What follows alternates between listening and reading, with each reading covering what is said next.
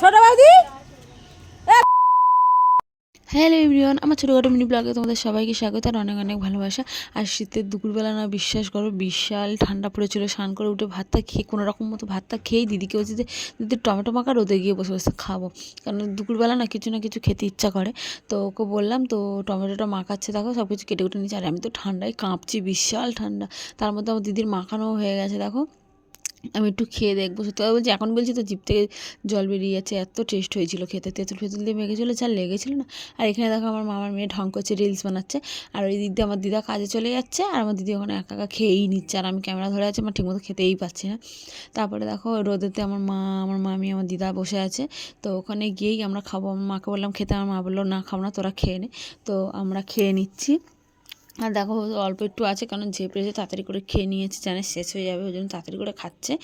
আর আমার ওই বোনটা একটু কমই খেয়েছে, আমরাই বেশি বেশি খেয়েছি।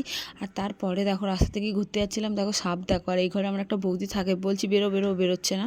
তো সাপটার দেখো, সাপটা দেখো কি বড়। তারপর জানি না কেন আমরা দুই বোনে কিনে হাসাহাসি করছিলাম। তো আমরা ততক্ষণ হাসতে থাকি, তোমরা আমার চ্যানেলকে